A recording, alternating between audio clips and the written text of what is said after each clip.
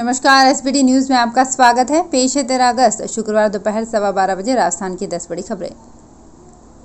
MNIT में विभिन्न पदों पर भर्ती पर सवाल उठ रहे हैं। फरवरी में भर्तियों की विज्ञप्ति जारी की गई। अब अगस्त में आधी परीक्षा भी करा ली गई। हालांकि इस पूरी प्रक्रिया के दौरान ये नहीं बताया गया कि पद संख्या कितनी है।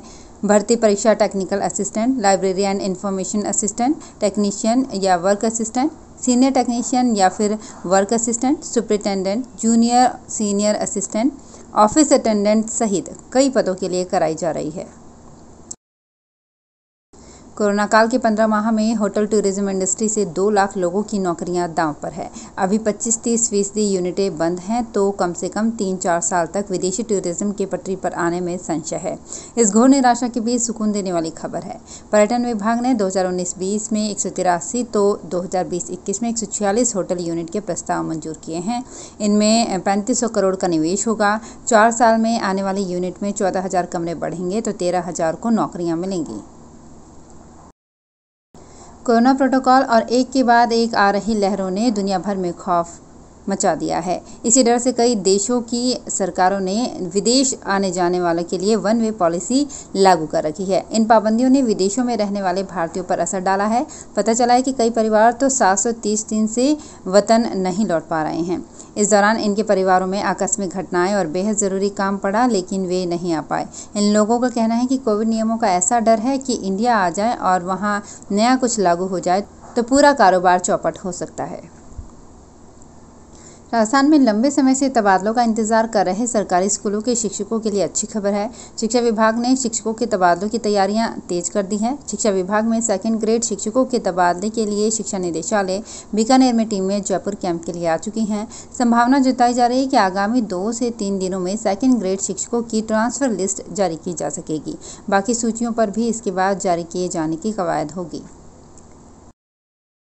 राजस्थान के जोधपुर सेंट्रल जेल में कोरोना ने एक बार फिर दस्तक दे दी है। सेंट्रल जेल का एक कैदी कोरोना पॉजिटिव पाया गया है। उसे महात्मा गांधी अस्पताल में भर्ती कराया गया है। जेल में कोरोना पॉजिटिव मिलने के बाद जेल प्रशासन में हड़कंप मच गया है। राजस्थान के दूसरे सबसे बड़े शहर जोधपुर में स्टील उद्योग पर संकट के बादल मंडरा रहे हैं। चीन के स्टील उत्पादों पर एक्सपोर्ट टैक्स लगाने के चलते कच्चे माल में 70% बढ़ोतरी हो चुकी है। लिहाजा जोधपुर समेत पूरे भारत का स्टील उद्योग का कारोबार प्रभावित होने लगा है। दरअसल चीन की ओर से अपने घरेलू उद्योगों को बचाने के लिए लगाए गए एक्सपोर्ट टैक्स का असर भारत के स्टील उद्योग पर भी दिखाई दे रहा है। इससे भारत की कच्चे माल की कीमतों में बेतहाशा वृद्धि हो गई है। आरएलपी संयोजक और नागौर सांसद हनुमान बेनीवाल ने गुरुवार को दिल्ली में रक्षा मंत्री राजनाथ सिंह से मुलाकात की। बेनीवाल ने नागौर में सैनिक स्कूल खोलने के लिए रक्षा मंत्री से बात की। इसके साथ ही जिले में सेना भर्ती करवाने और जयपुर में आर्म्स फोर्स ट्रिब्यूनल में 6 वर्ष से रिक्त चल रहे न्यायिक सदस्य के पद पर जल्द से जल्द नियुक्ति की भी मांग की। बेनीवाल ने केंद्रीय सड़क परिवहन मंत्री नितिन गडकरी से नागौर संसदीय क्षेत्र व नागौर जिले में सड़कों से जुड़े विकास कार्यों को लेकर मुलाकात की। कोटा संभाग में मूसलाधार बारिश के कारण आई बाढ़ से अकेले कोटा जिले में ही 5,142 मकान क्षतिग्रस्त हो गए और 508 गांवों में फसलों और जानवरों का व्यापक पैमाने पर नुकसान हुआ है। जिले भर में करीब 1100 किलोमीटर सड़कें भी क्षतिग्रस्त हो गई। जलदाय विभाग के 67 ट्यूबवेल प्रभावित हुए हैं। विद्युत निगम के 250 ट्रांसफार्मर और 2 स्थानों पर जीएसएस में नुकसान हुआ है। पाली स्थित बांगड़ मेडिकल कॉलेज चिकित्सालय के मातृ शिशु रोग विभाग के वार्डों की काया पूरी तरह से बदल गई है।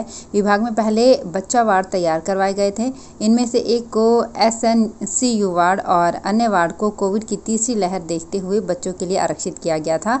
अब भारतीय रेड क्रॉस सोसाइटी की ओर से 3 वार्ड और तैयार करवाए गए हैं। इनमें गायनिक और 2 बच्चा वार्ड शामिल हैं।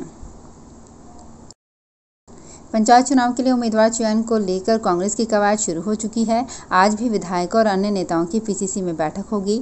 जयपुर जिले के विधायकों की बैठक पीसीसी में और जोधपुर जिले के नेताओं की बैठक दोपहर बाद वर्चुअल तरीके से आयोजित होगी। बैठक में अध्यक्ष डोटासरा ने निर्देश दिए कि जिला अध्यक्ष, ब्लॉक अध्यक्ष, विधायक प्रत्याशी, प्रधान, जिला प्रमुख, लोकसभा प्रत्याशी से चर्चा कर कांग्रेस विचारधारा के कार्यकर्ताओं को पंचायत चुनाव में मौका मिलना चाहिए।